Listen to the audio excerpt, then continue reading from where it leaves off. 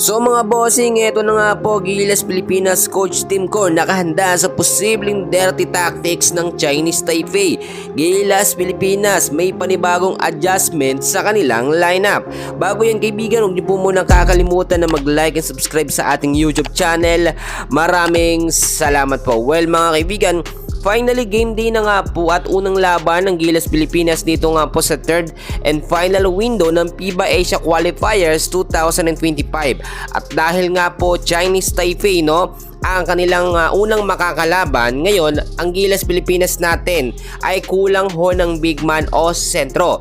Wala kasi si Kai Sotto mga kaibigan, then usually nakakalaban nga tong Chinese Taipei before ng Gilas. Kompleto tayo, meron tayong Kai Sotto at malakas ang depensa.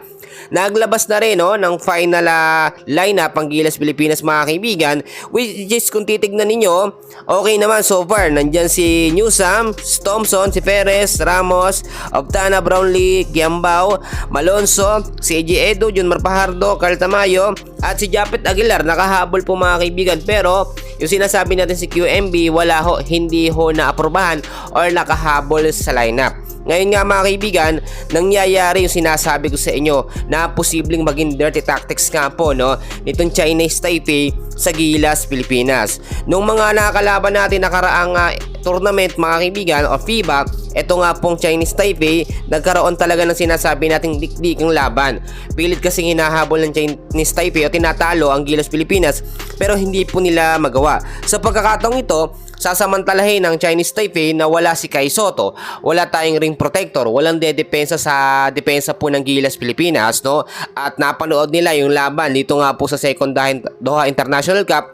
Talo ang Gilas sa bansang Lebanon at sa bansang Egypt. Parang pinapakita natin dito hindi natin kakayanin etong Chinese Taipei. Ngayon mga kaibigan, yung sinasabi ko sa inyo dirty tactics mga kaibigan, nangyayari yan kapag mga intense and crucial na. Madalas sa second half, sa third and sa fourth quarter ng game. Yung tipong nakikipagbaldagulan na, nakikipagbalyahan na ang Chinese Taipei, hindi tinatawagan ng foul ng referee. Yun ho yung sinasabi nating cooking show, bentang laban, dirty tactics na ngayon pinaghandaan po ni Coach Tim Con.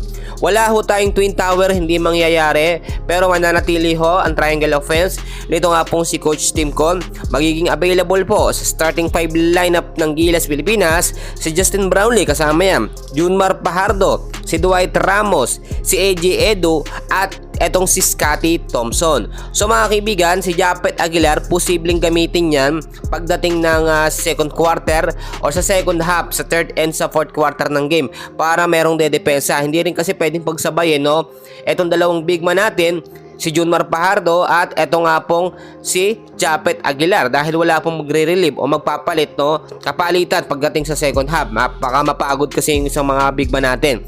Ang nangyari kasi before, meron tayong Kai Sotto, pwede talaga yung twin tower, merong Kai Sotto, meron Junmar sa starting 5 at meron tayong pamalit dito nga po na si Japet Aguilar sa second half naman ng game.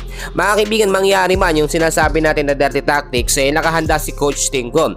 Anong paghahanda ba ang ginagawa ngayon ni Coach Tim Con mga kaibigan? Ito sasabihin ko sa inyo, yung mga player ng Gilas, pinapaiiwas siya ni Coach Tim Con na masyadong magdikit o mag-rely sa galawan nga po ng Chinese Taipei. Ibig kong sabihin, kapag free ball ang Gilas Pilipinas, nasa atin ang bola, madalas mas maganda wag nang in-drive sa loob. Kung pwede naman available sa labas itira, ipasok, mas maganda yun mga kaibigan.